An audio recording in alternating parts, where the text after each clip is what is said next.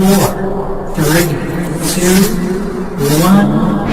السلام عليكم ورحمة الله وبركاته.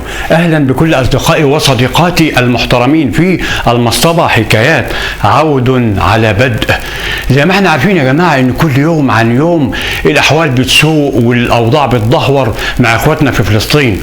النهاردة أنا جايب لكم 3 فيديوهات ل3 نجوم مشاهير ورد فعلهم على القضية الفلسطينية. بس فضلا وليس امرا، لو عجبتكم الحلقه ديت ارجو عمل لايك والاشتراك في القناه ليصلكم مني كل جديد. المهم، الفيديو الاول للفنان محمد رمضان وانفعاله وغضبه الشديد على الرساله او التصريح اللي قاله محمد صلاح باللغه الانجليزيه. صوتنا يوصل لمين بره؟ احنا عايزين مين بره يدافع عننا؟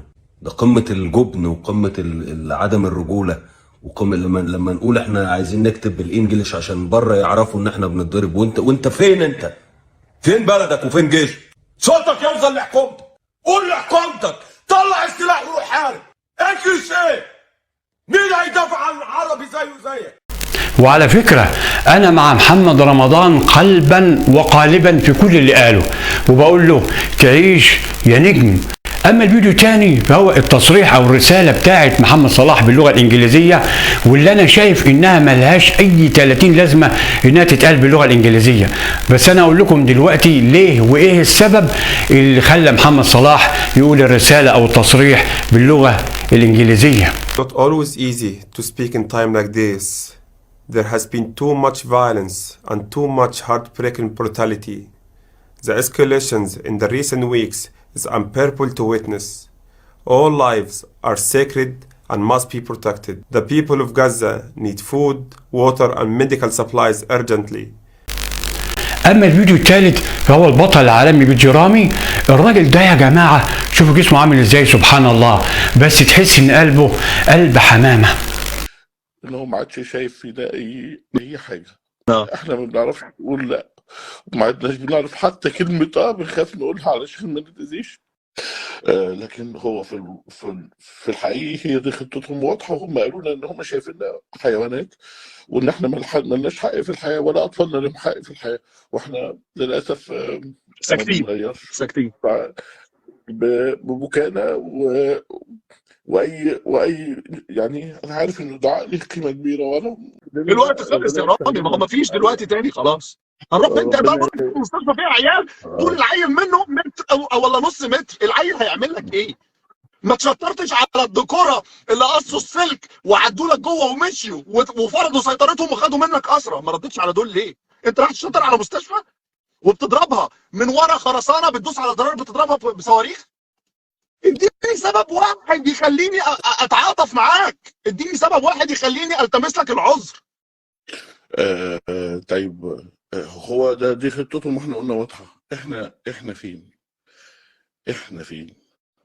البطل العالمي يا جماعة بجرامي يعني راجل جميل فعلا. هنشوف بيبكي من الوضع في فلسطين، وطبعا صعب جدا لما تلاقي براجل بيبكي، وخصوصا لما يكون زي رامي. يا ريت الناس كلها زيك يا رامي. نرجع بقى لرسالة محمد صلاح اللي قالها باللغة الإنجليزية. تحس غير كده بقى، تحس ان الرساله ديت او التصريح نفسه اللي قاله محمد صلاح، تحس انه مش من القلب، واقف بيأدي وخلاص، يعني بيقول اللي مكتوب له. بمعنى اخر يا جماعه، محمد صلاح ما بيعرفش يمثل، ممثل فاشل، ومحدش يقدر يضحك على فكره على الشعب المصري. بمعنى اخر الاخ محمد صلاح كان عاوز يلعب على الحبلين، وزي ما بيقولوا كده يعني يمسك العصايه من النص عشان يرضي جميع الاطراف، الغرب والعرب. فاللي ياخد باله من الرساله او التصريح بتاعه هيلاحظ الموضوع ده. الكلام اللي قاله كله كلام عام، اي حد ممكن يقوله من غير ما حد يغلطه. فهو بينادي مثلا بالامن والامان ومنع الحروب والدمار، والناس تعيش مع بعض في خير وسلام والانسانيه والكلام اللي الانشا ده. بمعنى آخر يعني تصريحه ده، تصريح محمد صلاح مكتوب بدقة وعناية، رسالة مكتوبة بدقة. وطبعا محمد صلاح مش هو اللي كاتب الرسالة دي، محمد صلاح يا جماعة مجرد مذيع قال الكلام اللي مكتوب له بس عشان يرضي جميع الأطراف زي ما قلنا، سواء العرب أو الغرب. والعرب اللي ما صدقوش ولا حسوا بأي كلمة من اللي قالها، او الغرب وخصوصا انجلترا وفريقه ليفربول اللي هو خايف منهم لا يقطعوه ويتبرئوا منه، ويرجع محمد صلاح تاني لنقطة الصفر. نيجي بقى لنقطة ان هو بيتكلم باللغة الانجليزية. ايه السبب وليه بيتكلم باللغة الانجليزية؟ طبعا مش هو صاحب القرار ده، لكن قالوا له، فاهمين يعني ايه؟ قالوا له ان العرب عارفين وفاهمين انت هتقول ايه، ثم انهم عايشين المشكله نفسها وعارفين كل حاجه وعايشين الواقع. احنا عايزين نعرف الغرب اللي هو ما يعرفش يتكلم عربي، فانت هتتكلم بالانجليزي وهتخاطبهم عشان يفهموا ويفهموا كلامك على طول بدون ترجمه. وده كان اكبر غلطه وقع فيها محمد صلاح، لانه ببساطه جدا حتى لو الغرب يا محمد يا صلاح سمع الكلام ده وفهمه، هو سمعه وفهمه وعارفه بدون ترجمه، مش هيعمل لك اي حاجه. عمر الغرب ولا اليهود ما هيقفوا جنب فلسطين يا ابني، لان هم المشكله، هم اساس المشكله نفسها.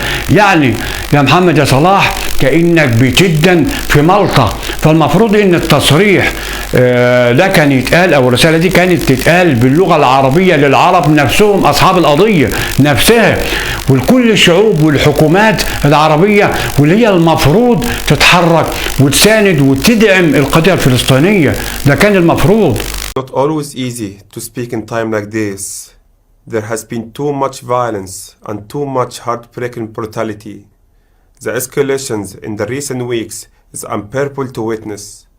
All lives are sacred and must be protected. The people of Gaza need food, water and medical supplies urgently.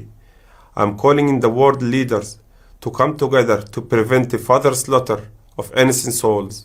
Humanity must prevail. صوتنا يوصل لمين بره؟ احنا عايزين مين بره يدافع عننا؟ ده قمة الجبن وقمة عدم الرجولة، وقمة لما نقول احنا عايزين نكتب بالانجليش عشان بره يعرفوا ان احنا بنتضرب. وانت فين؟ انت فين بلدك وفين جيشك؟ صوتك يوصل لحكومتك، قول لحكومتك طلع السلاح وروح حارب. انجليش ايه؟ مين هيدافع عن العربي زيه زيك؟ ان هو ما عادش شايف في ده اي حاجه. احنا ما بنعرفش نقول لا، وما عدناش بنعرف حتى كلمه بنخاف نقولها علشان ما نتاذيش. لكن هو في الحقيقه هي دي خطتهم واضحه، وهم قالوا لنا ان هم شايفيننا حيوانات، وان احنا مالناش حق في الحياه ولا اطفالنا لهم حق في الحياه، واحنا للاسف ساكتين ببكائنا واي يعني انا عارف ان الدعاء له قيمه كبيره، وانا